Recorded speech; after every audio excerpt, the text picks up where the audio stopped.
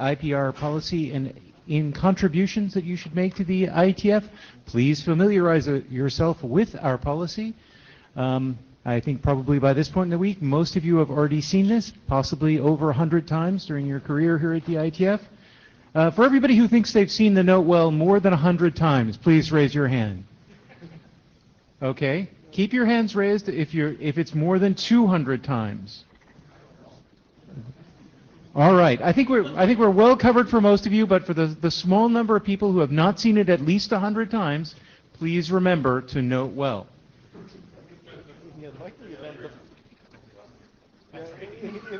In the event of an IPR emergency, please seek a lawyer. Do not seek your chairs, seek a lawyer. All right, thank you for letting us know. What? I picked...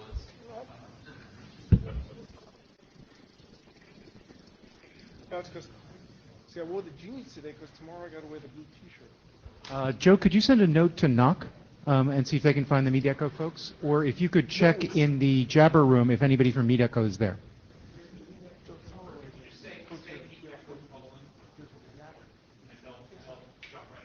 Okay, I'll try that. MeetEcho : Okay. I was going to be amazed. This voice recognition stuff has gotten so good. Okay.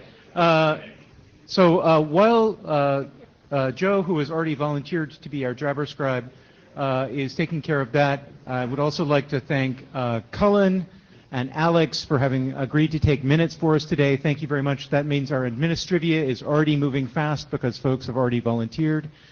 They've collected your stars and their stars, and I encourage you later in the week to collect your own. This is our agenda for today. We are going to have some motivating requirements from Eric Rescorla, some additional possible requirements from industry from Philip Hallam Baker, a review of draft Barnes Acme and from Richard Barnes, and then discussion. The area director, who has just arrived in front of me, may have some questions for the room. I don't have your slides loaded yet, but we'll try and get those done. You sent slides, it looked like. So there may be some questions from the area director as we finish up. Is there anybody who would like to bash this agenda? Seeing none, I will just follow up with one reminder. This is not a working group forming BOF. You will notice that nowhere on this agenda is there a charter review or discussion. However, we want you to think about the work and how it fits into the IETF, and during the discussion, think about how the IETF could contribute to this effort if it wanted to, or what other appropriate actions might be. Reverend Rescorla.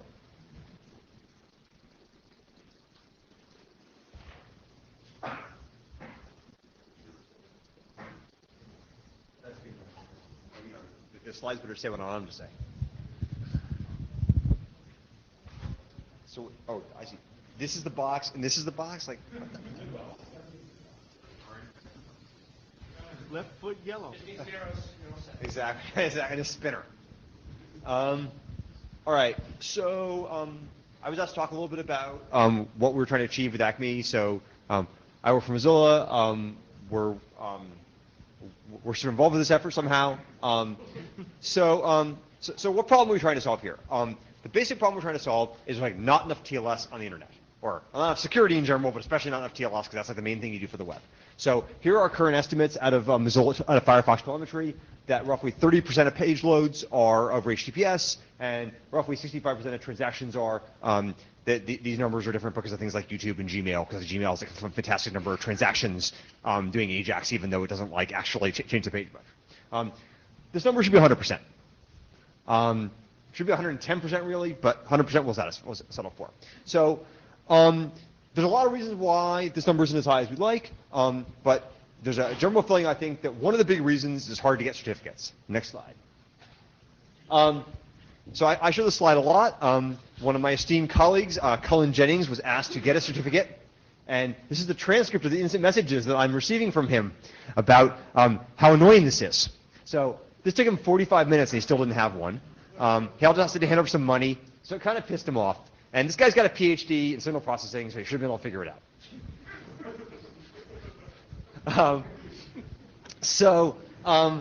Not good. So everyone sort of knows this. There's been some work in this area. You look at, over the past couple of years, of people sort of trying to automate this process so it's more fun. So you look at universal SSL from Cloudflare, or I guess there's I'm spacing on the name, but there's this Node package that does this. So there's been SSI, thank you. So recognition, this is a problem, right?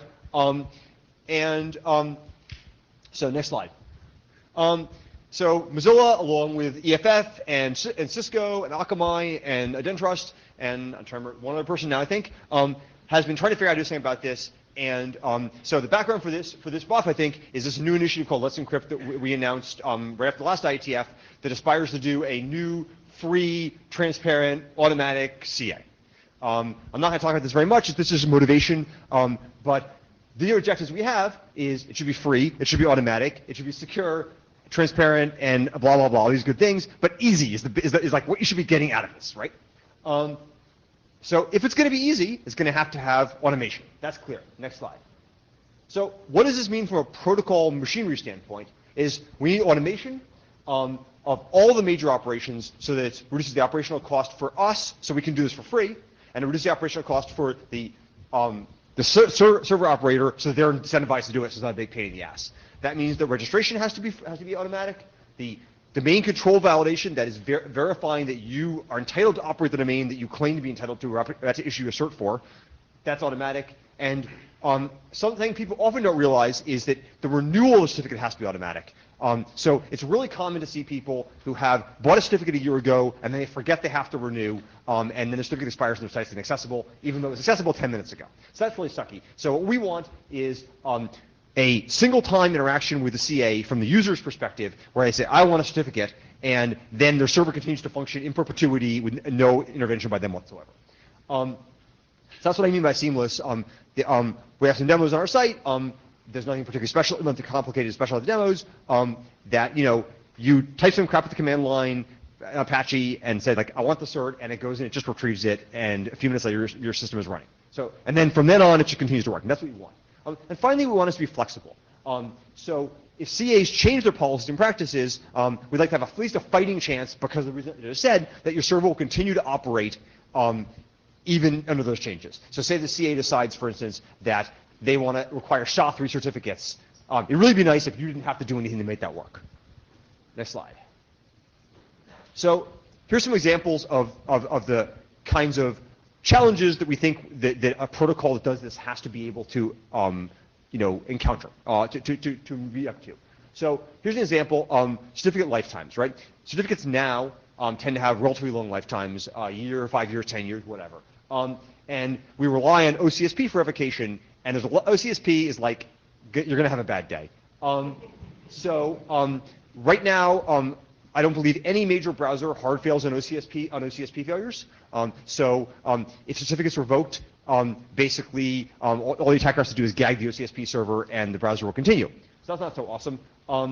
There's been a lot of talk about doing this stuff called must staple. Philip Baker has a draft on this, about requiring basically you can get an OCSP response and then you can stuff it in the TLS handshake, and there's a way to indicate in the certificate that better be there or you should fail. So if you're talking about doing that with hard fail, by which I mean that if that weren't there, you'd actually fail, and you wouldn't even try to do a CSP query. There's also been a lot of talk about short-lived certificates. Short-lived certificates are certificates which have a lifetime on the same order of an OCSP response, so somewhere between a couple days to a week or so. And there's an alternative to OCSP must staple. There's an isomorphism between these. This is a natural fit for automatic renewal, right?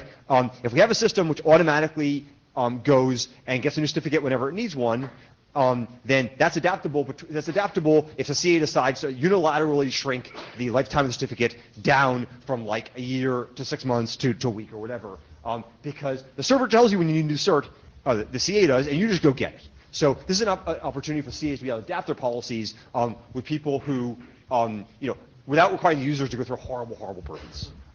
As opposed to if you're doing it manually, then it's a hassle. So it's one kind of challenge you'd like to have this, be able to resolve. Next slide. Another example will be new algorithms. So right now, servers typically support RSA, sometimes they support ECDSA certificates. So what we now know CFRG is defining new curves, and might be able to do signatures perhaps over those curves, or it might move to EDDSA or lattice signatures or post-quantum or whatever, right? So you can't make this quite as seamless because obviously you can't preemptively add these things to your client before you know they exist. But if you have an automatic negotiation, one thing that can happen is that basically the CA can add the capability to issue for these new kinds of keys, and then when you update your server software, it says, oh, I noticed the CA can now issue me EDDSA, so I'm going to get one of those as well. So it's not quite as nice, but you can still do automatic upgrades. That's a feature you'd like to have. Next slide. The final feature that, and again, these are exemplary. This is not supposed to be an exhaustive list, but I'm trying to give you a sense of the kind of challenges we think we have to face. Talk about delegated issuance. So say you have a big server farm, and you have, I don't know, lots of servers for a given domain, or lots of domains for a given server because it's multi-tenanted, or you have some mix and match thing where you have like a big server farm that serves hundreds of domains on thousands of servers with like some common, with like some binary selection for each one goes which on a changes on a daily basis. So it's really a pain if you have to keep revalidating every time. And it sure would be really nice if you could establish control of each domain once, and then whenever you want a new server that stands up and supports a new subset of the names, you simply say, okay, give me a certificate that matches that exactly. And if you look at the way Acme's done this, exactly how it works, obviously, there's an authentication key which is tied to some class of domains, and then you can request issuance for any subset of that. So that's basically, again, another thing you'd like to be able to handle. Next slide. Good. I should mention one more thing that I forgot to put on my slides. That the other thing we think this is that is about flexibility of validation mechanisms. So right now, CAs do some number of validation mechanisms. It sure would be nice to have a system that was flexible about that. And in particular, in this context, what's really relevant is Dane. And so right now, if you offer Dane, and there's only a very small fraction of clients, if any, which can accept that, right? But in the future, that might not be the case, but there's a chicken and egg problem because it's hard to use Dane without getting a backup certificate for ordinary TLS. So one thing that is very nice about a sort of automatic protocol is you can simply transition from Dane plus 509 to Dane only in a gradual way with the automatic system picking up the slack of basically automatically reissuing your certificates based on your Dane records. So that basically this gives you a temporary bridge while we sort of get wide Dane deployment. So that's particularly relevant in this context. And again, it's something you can only do if you really have a lot of automation. My overall message is that whatever protocol is needed here is one that has enough flexibility to let us move forward in a way that requires minimal user intervention as we sort of try to figure out what kind of policy and procedure would best fit the internet. In terms of what our interest is as far as IETF, or rather it's Encrypt's interest, which I'm sort of like representing today, though I don't work for them, is we have to develop this. We understand other people working in this area. There's some really nice work. It'd be great if we could all use kind of the same stuff. As usual, we need this anyway, so we'll go ahead, but it would be great if we could find people to collaborate with, and if there's enough interest, we'd like to standardize it. Dan Harkins, why isn't S the solution to your problem? S turns out to be a partial solution, but it doesn't have any support for the validation piece. It outboards the validation to external credentials. And frankly, when we looked at EST, it also wasn't as convenient for the platforms that we were interested in implementing on. Sir.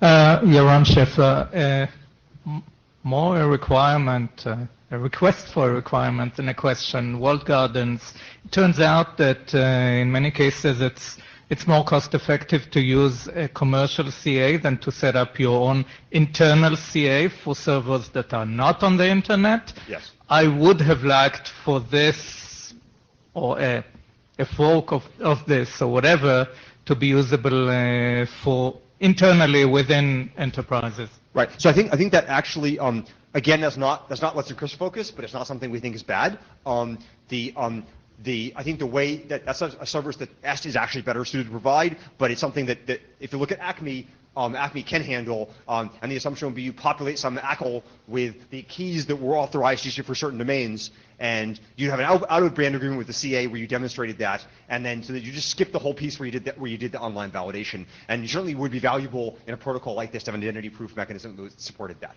It's just not the highest priority for Let's Encrypt. Jean-Michel Combe, what about certificate transparency? Yes, that's an orthogonal question, I think. Certainly, any protocol we define could be compatible. I would assume would be compatible with certificate transparency. But we're talking about defining a protocol, so I don't think you'd mandate it in the protocol specification. Michael Richardson. So I had two questions. One was about things that aren't HTTP. I'm thinking specifically IMAP, POP, Yes. and that stuff, particularly for places that maybe can be made to work where it's all one box. It also has a web server for that same name. But the other thing that actually I think is more interesting and important in the walled garden space is the lights out ILOMs, those boxes, where we're essentially training junior to mid-level IT people to forever click through the certificate warning because this stuff just never has one. Yes. And I don't know if that, you're thinking if that is somehow in SCAPE, making it fit into these, Right. the client side fit into that space. Now, these are not they're not particularly constrained, but they are really annoying boxes. Sure. So I think there's a Let's Encrypt answer and an Acme answer. Maybe they're a little different. I think from Let's Encrypt perspective, we're not primarily focused on either of those cases initially. Although, at some point in the future, we might be interested in doing non-web. It's just that web is the first target. From an Acme perspective, I'd be very sad if Acme, as it came out, could not be extended to handle exactly the cases you're talking about for other kinds of non-web services. And if you look at the design, there's a sort of extensible proof mechanism for being able to prove possession of different things. And so I'd certainly hope that that mechanism would be flexible enough to support other things that were not web. From the perspective of ILO and stuff like that, the problem with any walled garden scenario is there a mechanism for demonstrating, what is the identity you're asserting, and what is there a mechanism for demonstrating control of that identity? And certainly if you could tell me what the mechanism for demonstrating control of the identities in ILO was, we could have a conversation about how that would work. But until I figure that out, I'm kind of confused. So I'm going to cut the line here. Remember, we're going to have a general discussion after the full set of slides. But no, that means the people who are in line. Okay, then Daniel, you have the... DKG. Hi, Daniel Conn-Gilmore. So just wanted to point out that it actually isn't completely orthogonal to certificate transparency, particularly in the section that you talked about ramping down the time for the certificates. One of the things that OCSP lets you do is you have fewer certs in the log, and then you have regular OCSP updates. Yes. If we're talking about ramping down to short-lived certs, and we're logging everything, then the Yes. log balloons in size. Right. Just wanted So to make sure that's absolutely true. So actually, Ben and I have chatted about this a little bit, and I think I suggested to Ben that perhaps it'd be nice if CT would log key identity pairs rather than logging certificates for precisely this reason. Oh, fantastic! Follows a better way. But I mean, just generally, you're quite right. Yeah, obviously CT will not scale well if you have to issue certificates every 22 minutes. You're up next, so you can tell the better way now. Yeah, I mean, I think actually that's just one of those things you put on the requirements pile and just trust us. If we're going to come back, we'll have an answer. So next slide, please. So I'm Thorhan Baker. I'm with Komodo. I've spoken to some of the industry partners, but we've not really got into a long discussion with it. So when I'm talking from experience here, it's confined to Komodo, but I'm only speaking for Komodo, but I think it's probably the same for most other large CAs. So where we are now is we actually have tools that make automation of certificate issue possible and reasonably straightforward. So we have standards-based certificate enrollment, we've got easy to use, and they're not the same thing. They're two completely separate paths. We would like these two things to be one. Now, why do we want to go from our proprietary standards our proprietary schemes to a standards-based one? Next slide. Well, the answer is that plugins just don't deliver. At the moment, to use our automated schemes, you have to put a plugin in your server. And the administrative cost of the plugin is vastly greater than the time saved in cut and pasting a CSR. And yes, I know that it's 45 minutes for Cullen. Well, you know what? Putting a plugin into your web server is a lot more than 45 minutes. And the problem with plugins is you can't test them because, one plugin works. 2 is a combinatorial problem. And 3, well, so you just can't test the interactions. I want to go to a standards-based mechanism because that's the only way that I can automate this scheme in a way that makes things actually easier for my customer rather than harder. Next slide. So looking at it from our position as an established CA, what we want that's common with the Let's Encrypt manifesto is we want frictionless usability. So like I posit in Prism-Proof Email, absolutely no unnecessary user effort.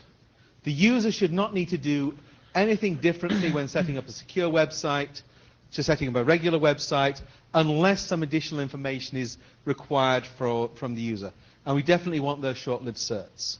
A killer for us would be any new ASN1. From my point of view, the canon of ASN1 schema has closed. We have burned all our ASN1 compiler tools. We don't want any new stuff. We want JSON, and the reason for that, I'll come to that a bit later, but it makes it possible to solve all the additional requirements that I'm going to come to without making the base spec too complicated. We also want Acme in some ways is going to be the first JSON-based security spec.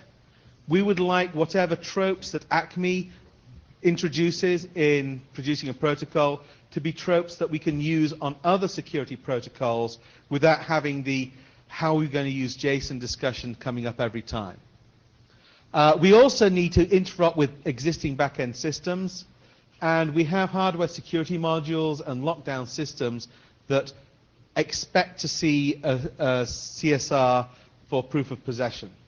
So that's one piece where we want to see a maintaining compatibility with existing ASN1, but we don't want to see any new ASN1 structures appear. Next slide. So looking at it from our point of view, specific requirements, we obviously want a choice of CA there. And we also want a way of charging the customer. And we also want to support all our PKIX-based products. For me, it's not going to be a very exciting move to move just my TLS customers with DV certificates to a new enrollment protocol.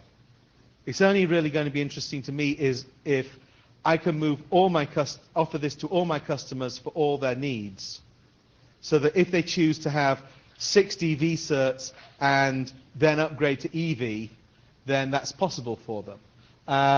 We want to do TLS, and we also want to do S-MIME. We actually have a large number, 750,000 S-MIME certs paid, which shocked the heck out of me when I found that out, but it turns out to be what we have. So one thing that this means that you can't assume the issue of the certificate is going to happen immediately. If you're doing extended validation or organizational validation, you're going to start the attempt to register, and then other information is going to have to come in out of bound. And so it's not going to be a run this tool once and then you're done. There's going to have to be some delay and some ability to pick up certificates after the fact. But actually that's not all that different from the certificate renewal problem, which also has to be solved. And obviously we need to have the ability to add in those additional criteria for validation for EV, etc. Oh, and private label certs are also quite big. We have quite a lot of certs that don't appear in TLS or public CAs at all. So next slide. Another bigger industry-specific requirements probably have more impact on the model is we use local registration authorities for a lot of certificate issues. If you're a large organization like, say, Hewlett-Packard or whatever, you're going to want to have part of your CA infrastructure deployed inside the enterprise, and the actual certificate issue is taking place on the CA backend, but you've got a lot of local control. So we want to have an Acme model that allows us to provide an enterprise with the local control of a local registration authority while still chaining up to a back-end CA with all the tier 5 security, etc., that a proper CA can provide. We also want to be able, so one thing that might happen long term is, obviously one case is this is going to be the device talking Acme protocol to the LRA. It's also possible that they may be talking another JSON-based protocol that is higher level, and it might be that the way you want to configure that in the cloud is when a new web server comes up or a new mail server comes up, it might be saying, hey, I want to do X, I want to do these protocols, you give me all the stuff that I need to do my job, and I'll go and do it. And you might have a protocol of that type, of which certificate registration is only one small fraction. There will be a massive amplification of Acme rather than just the base Acme protocol. We want to be able to provide customers with management tools so they can see all the certificates that they have subscribed for that are currently active, and they can see, oh yeah, there's a device there, 666.example.com. We've got a certificate for it. What's it doing? You know. And in some cases, you might want private key information to be traveling from the LRA to the device. I'll explain the reason for that on the list. They're a bit complicated here. Okay, some technical points. We've got there's a record, the Certificate Authority Authorization record, which is an existing RFC. There are hooks in that. It was designed to be expandable. Where you're trying to discover, where is my CA? What CA should I register under? CAA records might be one way that we can do it. And Paul Hoffman, when we're discussing the CAA record, he actually proposed using the DNS name for identifying the CA for this very purpose, and I think that was a very good extension of CAA record. We don't necessarily need to go to market with an Acme specification day one that supports every feature, provided that we don't have bits in the code that nail down and exclude particular applications. One of the nice things about JSON is you can add in slots as required, provided you've not made some brain-dead assumption in the system. So, for example, don't assume that when you're making these requests of the CA or the server or whatever, don't assume that the key that the server is going to use is going to be the same key.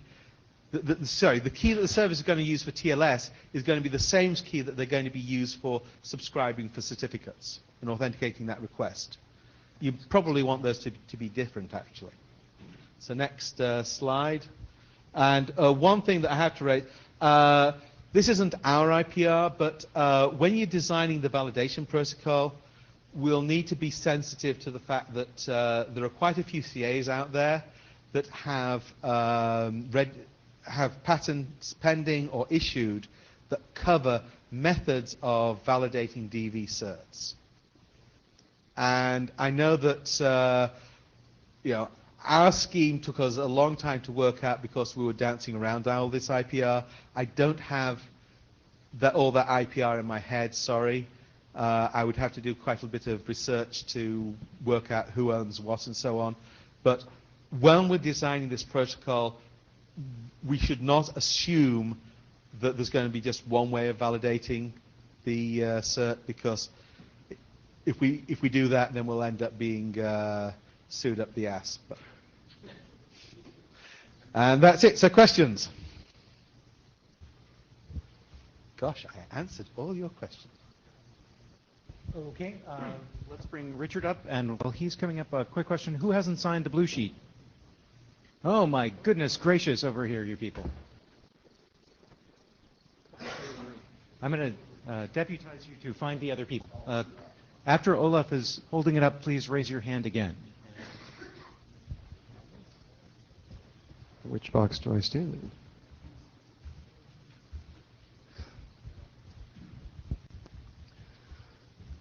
So my name is Richard Barnes. I work for Mozilla, and I've been helping out with drafting the spec for the Let's Code project, which we're trying to generalize out that project to be this general Acme protocol. Next slide, please. So the idea is, you install some piece of software that's going to do all the Acme magic and auto-configure your server with the cert and all that. But what really happens under the sheets when we do the protocol here? So I thought it was helpful. And what? Yeah. So if you got your laptops out, which you all do, load the URL at the top. You can see this form on your laptop. But the idea here is I thought it was helpful to look at what an existing free cert issuance process looks like. So this is a web form from WoSign, a Chinese CA, that offers a free SSL cert service. And they collect a bunch of different information here. So you have to tell them the domain name and whatever else you want to go in the certificates. They have like duration fields and things like that. They have a couple of different ways you can verify that you control the domain. You can provision a file on your web server. I think they'll do the email style verification as well. You have to provide them a CSR to show that you own the private key that you want corresponding to the cert you want. And you have to provide them a contact, an email address, and a password so that you can prove that you are you are the guy who requested this cert and verify it at possession of the domain when you go to pick up the cert from them. They also have a CAPTCHA and a subscriber agreement, which it turns out is required by the CA browser forum if you want to be a CA. So this is sort of an example of the sorts of things that we probably want to capture in the Acme protocol, right? These are the sorts of information that the web server or the thing requesting a cert is going to need to provide to the CA in order for the CA to be able to issue a certificate. So next slide.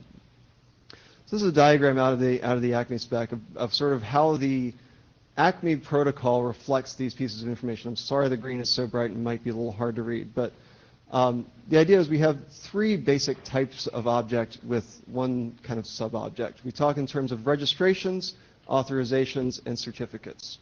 So registrations cover the who am I, the identity, the contact information, the credentials that you're going to use to access the Acme service. So that's where we have contact information and authentication and the subscriber agreement concept.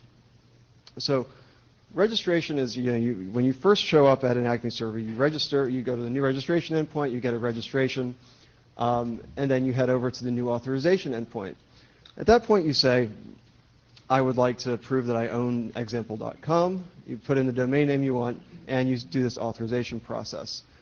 Acme then has a challenge and response sort of protocol for verifying domain control, and it's extensible to support a few different types of ways to do that domain validation. I use domains here as an aside. We use domains in the slides here, but the way the protocol is structured, there's a type.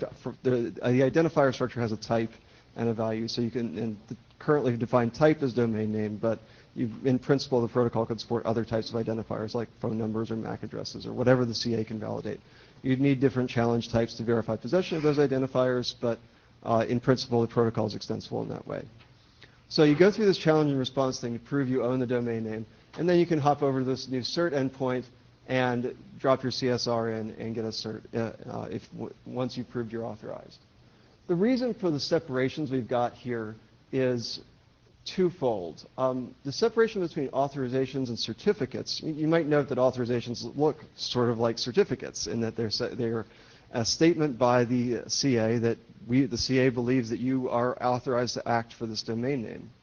But the reason we separated those from certificates is to support some of the use cases Ecker called out in his slides, where you might want to have a data center where you've got hundreds of different servers serving different combinations of SANs, and you want to verify, you want to prove ownership of each of those domains that the servers are covering once, and then be able to issue a bunch of different combinations, issue certificates with a bunch of different combinations of those names.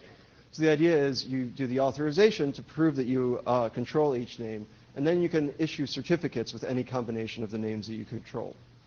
The separation between registration and authorization was to try and separate things that are generally regarded as public from things that are generally regarded as private. In particular, in Let's Encrypt, we're going to try and publish all of the authorizations and certificates in sort of a certificate transparency mode.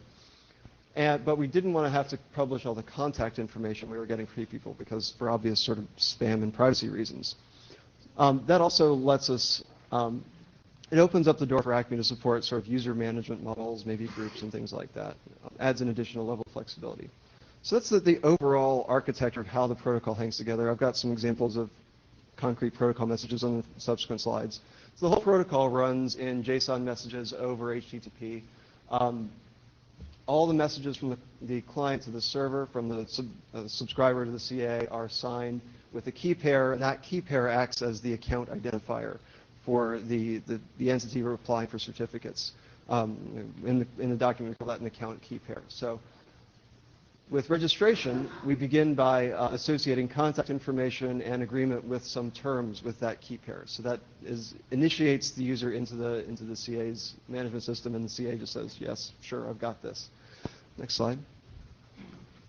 Once you've registered and have sort of said this is my public key and who I am, you can then sign requests to authenticate to be authorized for a domain with that key pair.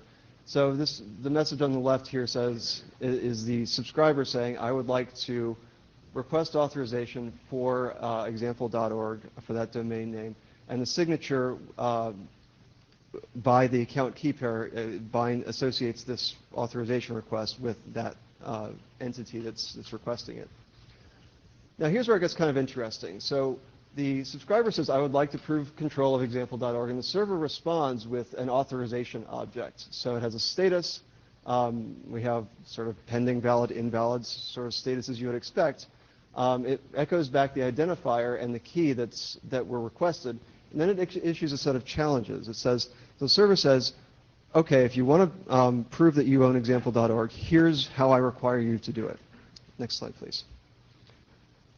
So like I said, Acme has an extensible set of challenge types. So each challenge message has a type thing that says, here is the mechanism you should use to prove your control of this domain. I think there's 2 or 3 in the document right now, obviously, especially if additional identifier types are added, you will need different types of challenge.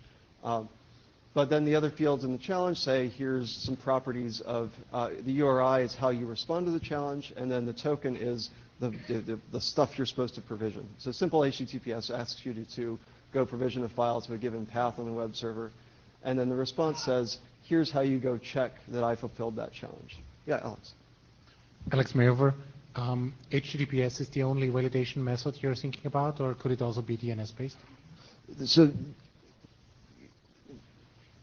I believe in the document right now we have simple HTTPS, a mechanism that's based on server name indication and TLS, and a DNS-based mechanism. Okay. Obviously, if people have other ideas for ways that a third party could validate that another party owns a domain name, yeah, we're open. And it may be also that there's sort of pre-validation cases can be handled with different challenge types as well. So yeah, the flow is, you get this challenge in the authorization method, and then you post this response back to the URI that's in the challenge. So you respond to a challenge-specific URI.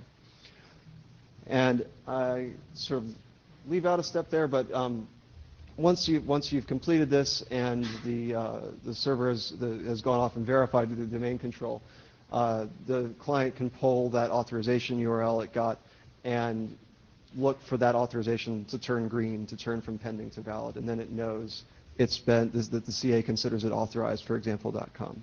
Next slide, please. So now the client knows that it's authorized for example.com. It can go ask for a certificate. This is pretty minimal. It generates a PKCS10 CSR, sends a link to the authorization that the client believes authorizes the certificate, signs it to prove that it's bound to his authorized account key, and sends it up to the server. And the server sends back the certificate if he agrees, and sends back an error code if not. Yeah. Suppose I have a web server and I get owned for a half hour by a hacker, and now I find out about it, I clean up the server, but now he already has a certificate for my server for the next 3 years. Is there any way, I don't know, for me to know about it or something? Yeah, I mean, maybe an answer for this, but I mean, this is the same problem any conventional CA has. There's no difference here. The answers are things like CT and revocation or calling Adam Langley.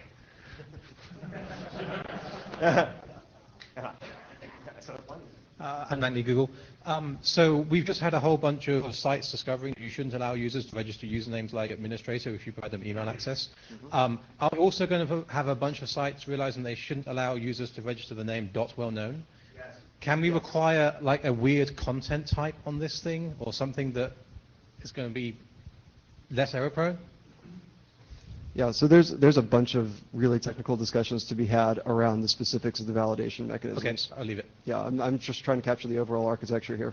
Yeah, I think this would be one of the places where it'd be good to get CAB Forum to be involved so that I would like to have a definitive list of email addresses that boneheads don't allow common and garden people to get, and there should be something like this for that. There is not an email validation mechanism in the document right now. Maybe we should add one, maybe not. And it's worth noting that CAB Forum has been working on tightening down their list of validation mechanisms, so this will probably require some coordination with them in terms of making sure that whatever gets defined Okay, here remember we do have a whole discussion section, so just clarifying questions at this point, please. Just very short. Domain names change ownership, so it would be good to have a mechanism that allows for querying whether a domain name is authorized and potentially overwriting the authorization. Yeah, I think the thing it's a really important point that this validates at a point in time, and it may be useful to have some sort of reauthorization or scoping of authorization to force revalidations. Yeah, next slide. Yeah, so this is just a summary of the overall process. You sign up for Unity registration. If the CA requires some sort of subscriber agreement, it sends back the URL. You indicate your agreement. Then you request authorization for your domain. The CA sends back challenges. You respond to the challenges, and then you poll to see if your authorization is valid. And then once you're valid, you issue a certificate. So try to sort of make it as minimal as possible within the set of use cases we wanted to support. So any further clarifying questions on the protocol as we have it today? Dan Harkins again. Is there a way in this workflow for the CA to specify what type of public key for the client to generate in the CSR to support, like Echo was talking about, ECDSA or EdDSA or something like that? So can he say make a key with the P384 elliptic curve or something like that? Right. There's a couple mechanisms that I think we kicked around when we were drawing this up, and I don't think either of them is reflected in the current draft. It seems like it would be desirable to have the CA be able to express basically the policies for what it will issue. So covering key lengths, key algorithms, any extensions it might allow or not allow. We had thought about, there's sort of two approaches to getting to that. You could do it at the certificate request stage by returning error types if someone requests something that you don't like, or you could have some sort of policy publication mechanism as an adjunct to the existing queries you've got here. I don't think there's anything in the document right now to do that, but it would probably be a good thing to add. Other questions? All right, thanks. Okay, folks, so we have about 15 minutes for discussion now, and there are two topics. The first of those two topics is really around the work. Do people find this work and the scope that's been presented here interesting so far? Are there other use cases they want to bring up at this time?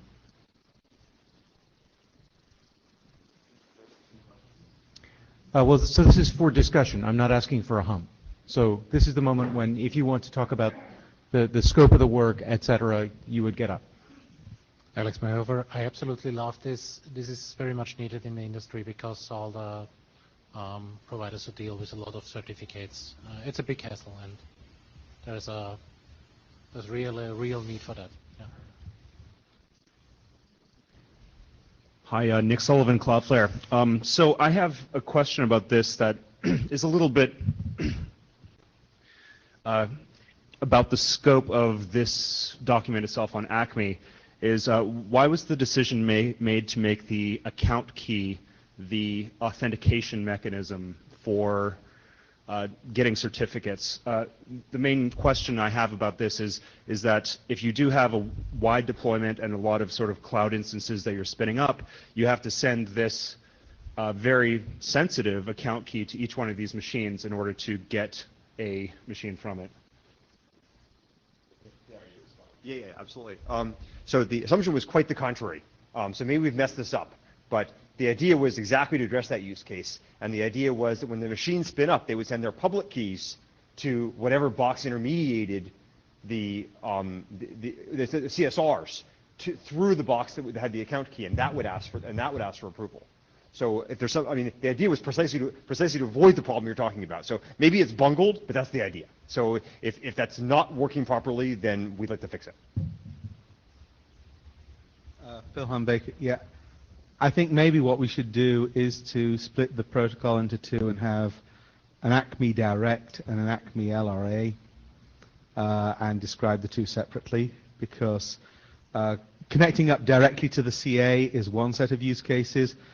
Connecting up through some intermediary, I think, is a different set of issues, and we probably want to separate that out in a separate protocol. So back mic, please.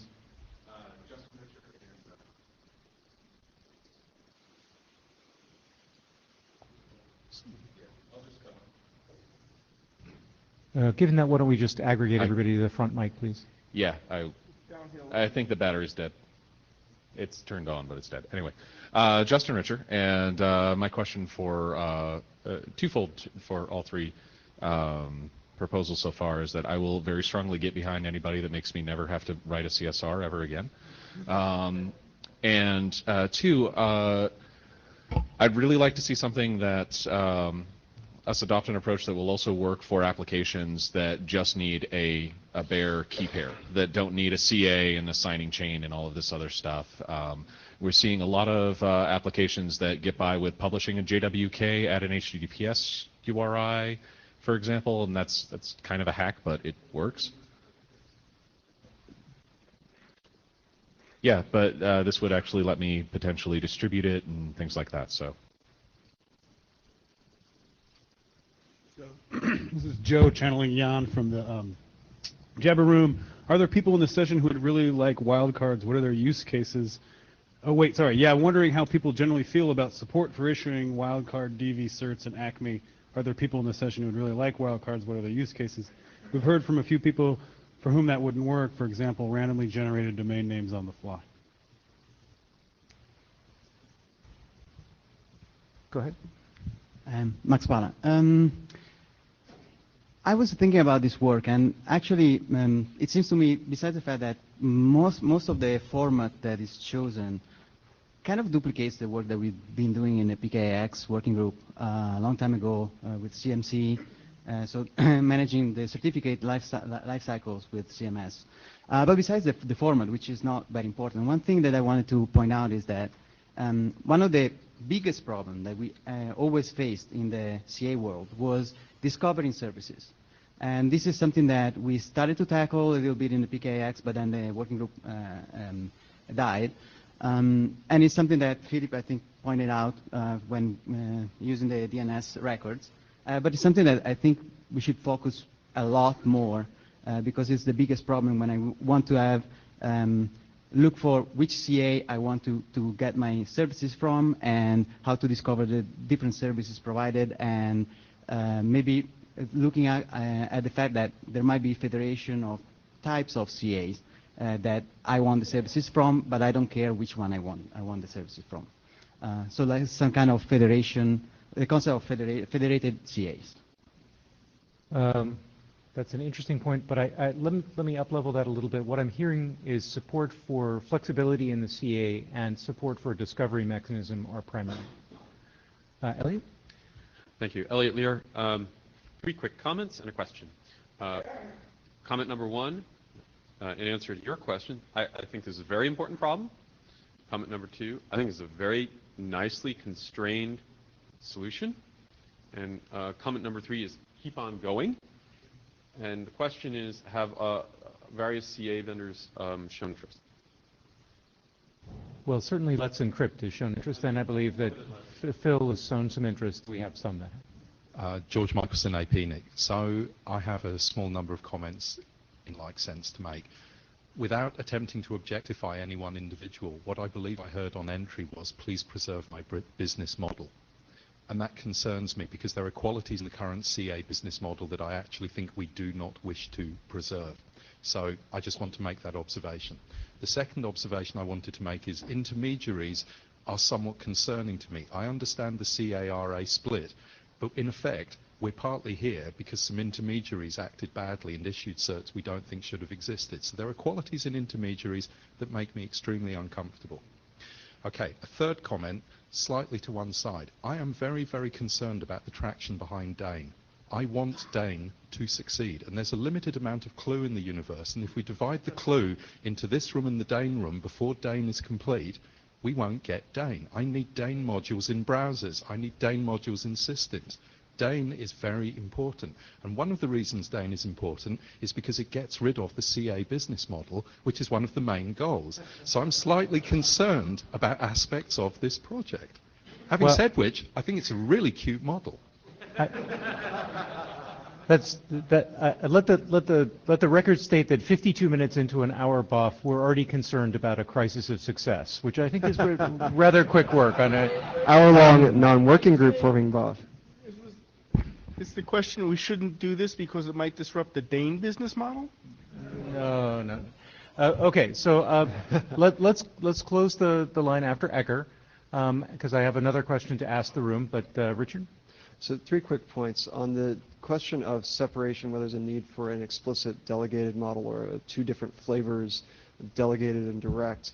I think it would be worth looking at the question of whether Acme could be used in sort of back-to-back fashion, where an end client does a certain flavor of Acme with the CA, and then the CA does, or with the RA, and then the RA does another flavor of Acme with the CA. I think that it may just be a profiling exercise to look at what you need in each of those cases.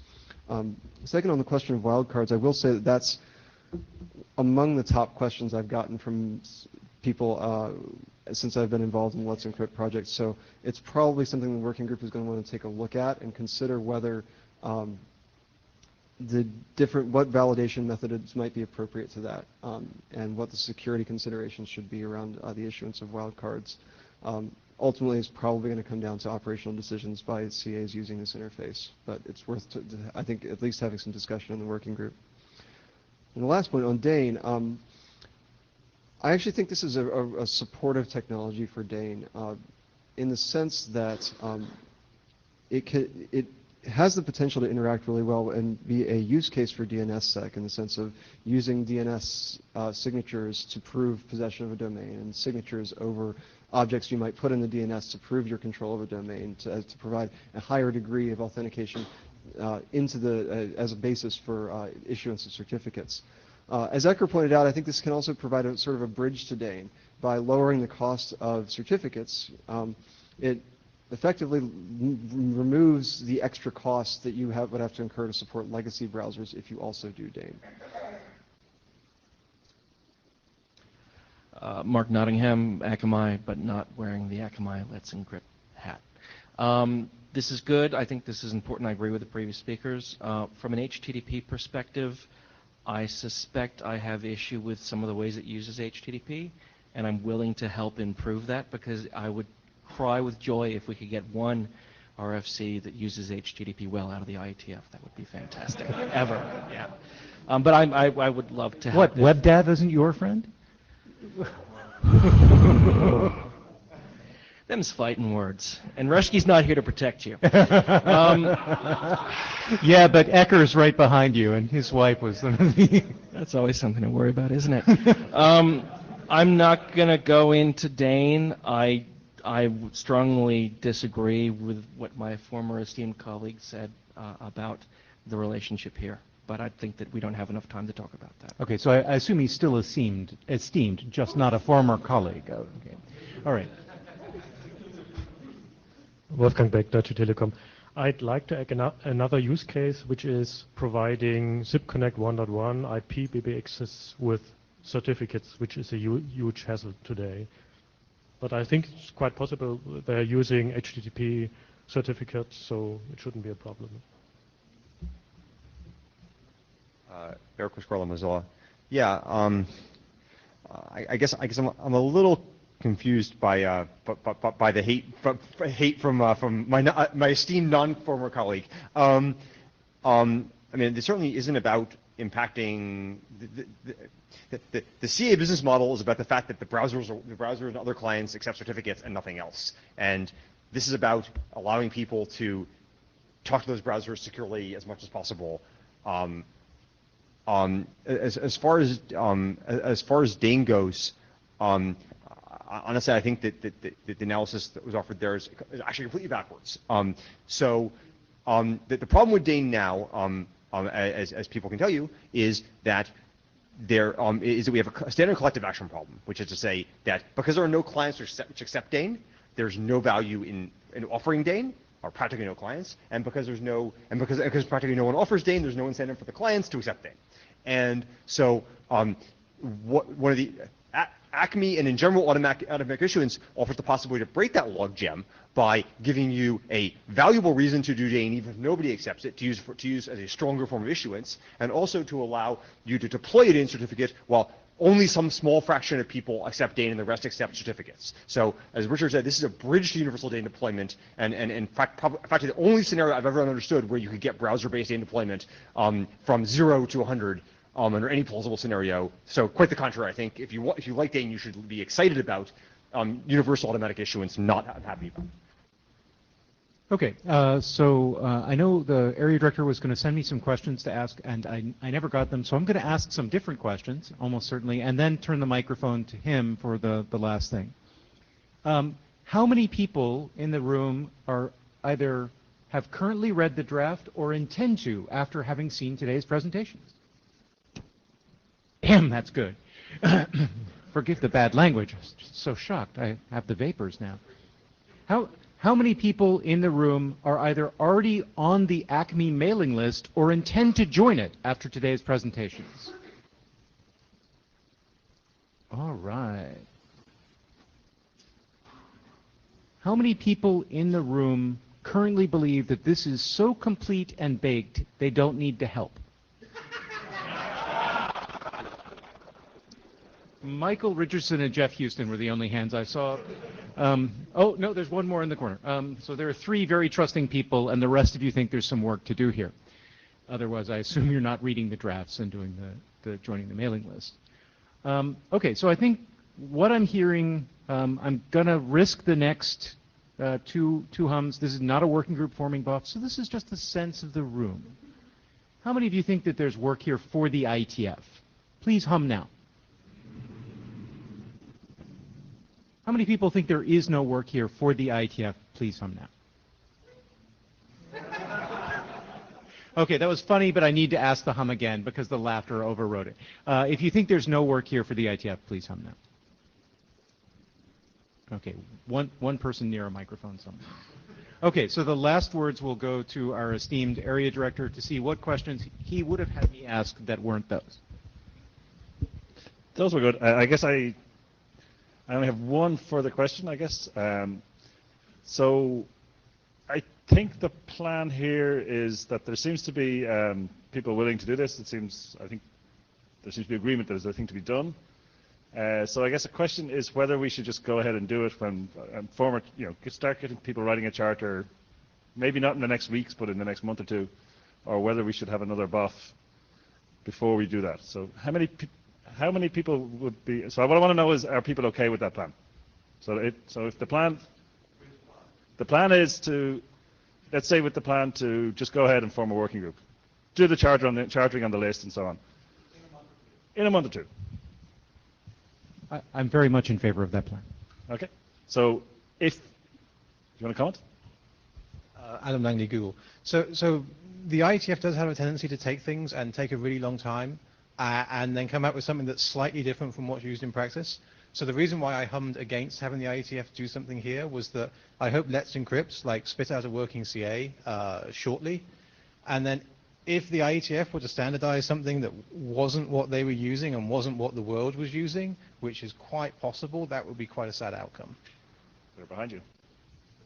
So I guess, what time are we at? We just hit our time. Okay, so the mic line is closed, and so... So speaking, not officially for Let's Encrypt, but my understanding of Let's Encrypt's posture is that we intend to spit something out prior to IETF standardization and would hope to harmonize with IETF as long as it was not too radically different, insanely so. Yeah, Which I understand is not the best outcome in the world, but we also don't think, and we certainly be more than pleased if people just adopted whatever the hell we did. Okay, so we don't expect it. Joe, was it very quick? Very brief. Quickly skimming the drafts, it looks close enough to bake that we don't need a working group. This can be done as an AD-sponsored draft with all the comments that you can get got the point. On a list. I don't think I agree. Anyway, so... Okay. Okay, so I want you to hum now if you think just going ahead and forming a working group in a couple of months is a reasonable thing. So if you think that's a reasonable plan, hum now. If you think that's not a reasonable plan, please hum now. Okay, so I guess we do the rest on the list. Thank you. Thanks very much, everybody. Go get some cookies. So do you know where to take the blue sheets? No. Okay, take the blue sheets over to the registration desk and give them to the secretary. Thank you very much. Good job. Thank you. Thank you. Well, so if this does go ahead, you want to... I would like to see a paradigm for how you want and more commitment. Well, the other thing, because